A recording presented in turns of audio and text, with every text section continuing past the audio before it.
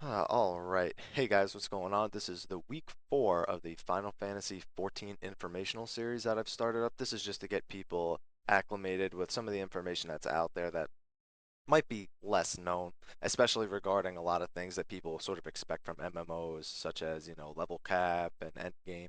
I've already covered a lot of these things in the first 3 weeks, and last week kind of felt more like a not a vanity week, but it wasn't so much about core elements as it was about extra things that the game brings, such as the buddy system. But this week, I want to talk about something specifically that is pretty much a deal breaker for a lot of people when it comes to MMOs, and that is the PvP. Now, a lot of people think Final Fantasy and PvP doesn't really go together, but Yoshi is making a lot of moves to sort of make PvP a big thing. Not a main focus, but I would say that it is sufficient enough that it brings enough to the table to hold people over, I guess. I don't really see much in terms of a ranked like arena like 2v2, 3v3, 5v5. I don't see much of that. But I've been spending all week kind of just looking at all the interviews I could, and I found a lot of new interviews that I still haven't even taken any information from. And regarding PvP, I found a lot more than I expected. Originally, when I heard PvP, I heard, no open, I've heard, and this is still true, that there's going to be no open world PvP. Yoshi doesn't really think that new casual players really enjoy the whole open world ganking thing. Of course, there's always the option of giving people, oh, you can play a PvE world or you can play a PvP world. But he wants people to be able to go wherever they want, regardless of whether they want a PvP or PvE primarily. So you can go anywhere in PvE, you can go anywhere in PvP. There just won't be open world PvP. That I have not seen any sort of I have not seen any different information about that there will be no open world PvP. However, wow, you might have gotten a little spike in the volume right there. However, I did find information about two types of PvP. The first one is called Coliseum. From what I can tell, the Coliseum is basically just your straight fight. And I guess this would take the place of the arena as opposed to a battleground type thing. And from what it says here, I see a 4v4 and an 8v8. Those are the two modes. Now, for those of you who don't know, in Final Fantasy XIV, a four-person party is called a light party, and an eight-person party is a full party. Uh, so that's, I guess, what they're going for here, since they do have those specific titles. Dungeons, I believe low-level dungeons are four people, and higher level ones are eight. I don't know if that's going to be, true all the way through. I know that Yoshi has stated a few things about the dungeons now, and that they're only really designed to be done with, not to be done with eight people. Just because there's only four classes available in the beta. He's spoken about that a few times in a few interviews. And another thing that I've seen, but I haven't been able to relocate, is the idea of a capture point kind of thing, like a King of the Hill kind of deal. Now, I've heard that, and then I've read three different things since then. And I have them all written down here, including that one. One is the one I just named. The second one is PvP zones, zones that are specifically designed for PvP participation. Um, then I read about something called frontline PvP. The frontline is, how do I describe this? There's three grand companies. There's three cities. There's Ul'dah, Limsa Lominsa, and Gridania. Each of them has their own grand company, and the front line sort of acts as a giant battleground where people fight. So the Coliseum is to get people ready for PvP, and the front line is to throw it all into a giant zone. The best thing that I can seem to gather from this, and something that Yoshi-P has given as a hint, is that all three of these things are related. So the front line is going to deal with um, control-based objectives. It's going to be a giant PvP zone, and it's going to be between multiple factions of sorts. So Yoshi has stated the closest thing in a comparison is the world versus world PvP system of Guild Wars 2. Now, I don't know if it's going to be legitimately realm versus realm, which I guess would be now instead of world versus world, but it can either be that or it can be faction versus faction. But I think it's going to be faction versus faction versus faction, all three factions, This is what I think. This is not factual. This is just based on him saying the closest relation is world versus world. Came out of Yoshi-P's mouth. It's going to be three factions, but it's going to be cross realm. So you can be from one realm and work with other people from your faction on another realm. Now, I don't really know how much I enjoy that. I did enjoy World versus World, but it does bring about balance issues in the experience. A lot of people on one server may not have a good experience with it because their server just simply doesn't participate, and it does have a lot of balancing to go into it. So, and they need to have enough players too for it to be interesting. So that's really what I'm waiting for, is to see how the details on the front line exposes. Um, Other than that, 4v4 and 8v8 should be fine. That's like basic, Final Fantasy versus Final Fantasy, and it's just a straight brawl. So it should give a lot of it should it should suffice for a lot of things. But I'm waiting to hear more about competitive. I don't really see this game getting that competitive with their arena matches, but the PvP system can be expanded upon, so that's what I'm waiting for. That's all I have right now on the PvP. There will be PvP specific armor and rewards, obviously, but there's no good PvP without specific PvP armor and rewards. So there is some sort of, tiered approach to it where you can get better at it. And I know in the game right now there is some form of resilience. I forget what it's called, but if you look through some of the old videos of the beta when they show off character screens and whatnot, and how he's spoken about PvP, it seems very, very likely that there will be like a mainstreamed resilience sort of uh sort of approach to it.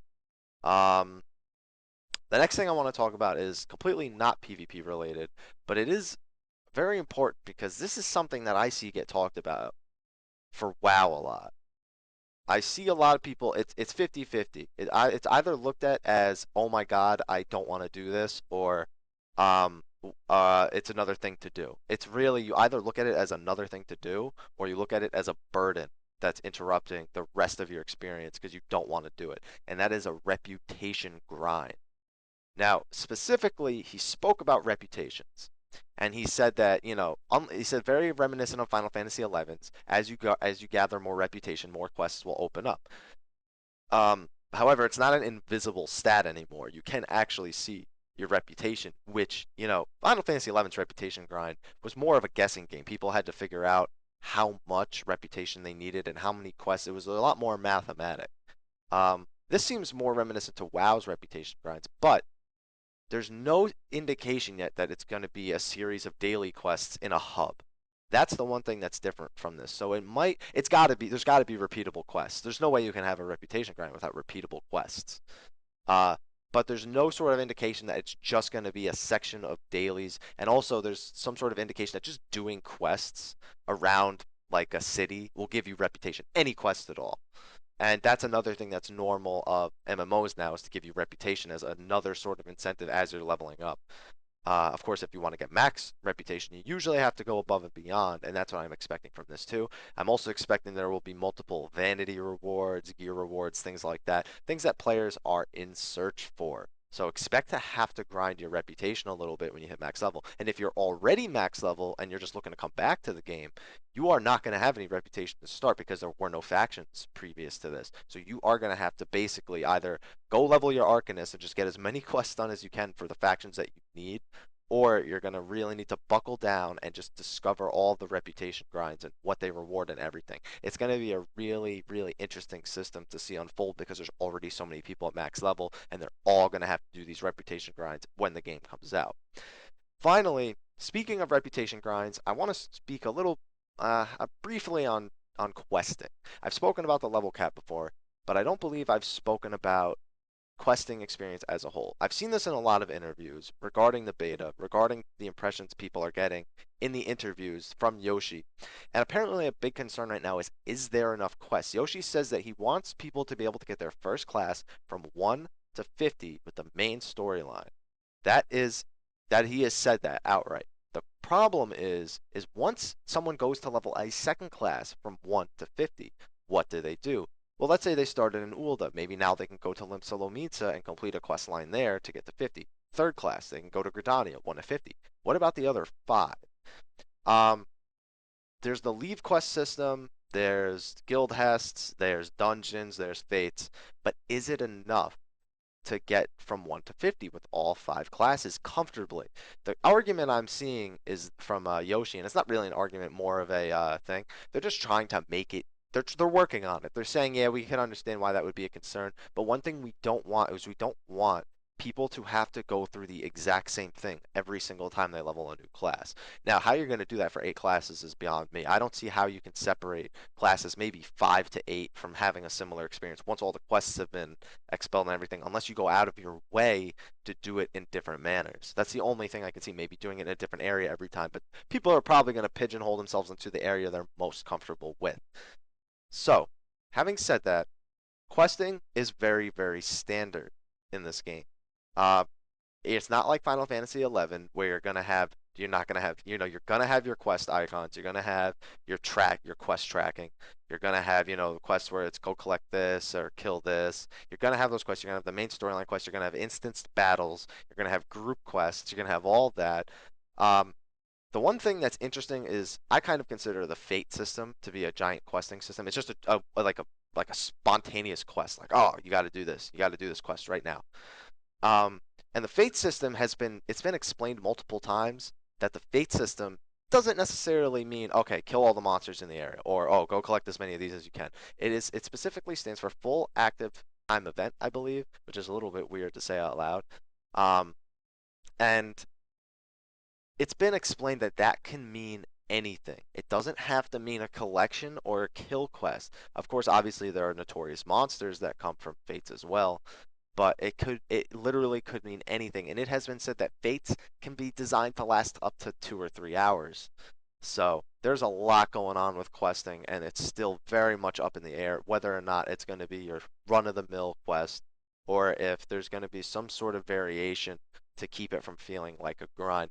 Regardless, you are designed to level through questing for the first at least 3 classes. And after that, you have dungeons, you have fates, and all of those I hope are sufficient enough to level you to the point where it doesn't feel like a tedious grind. You know, Japanese games are very well known for their tedious grinds, and it's actually what a lot of people like about them because it makes them feel like they've earned something.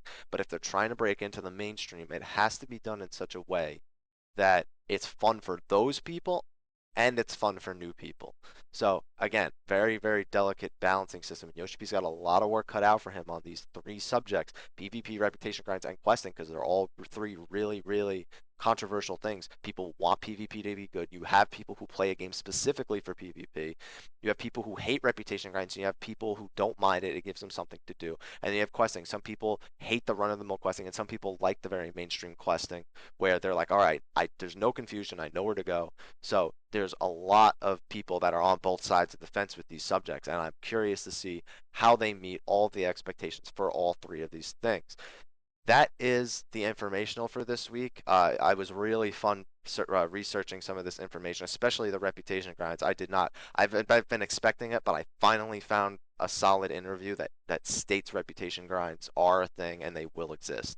So that is week 4 of the Final Fantasy 14 informational. Tune in next week. Again, we're approaching the time where I'm going to be streaming it. So if you're looking forward to seeing me stream Final Fantasy 14 in the Phase 3 beta when the non-disclosure agreement is announced that it will be lifted, please follow me at twitch.tv/MrHappy1227. The link will be in the description. And if you want more information, look at my other videos, like them, subscribe, and more information is still coming, especially when that non-disclosure agreement gets lifted, because I am a beta tester and I am going to be streaming it as much as I can. So thank you. Have a good weekend. And if you're interested in any other games, let me know in the bottom. If you have any questions, leave them in the comments below. Thank you. Have a good weekend.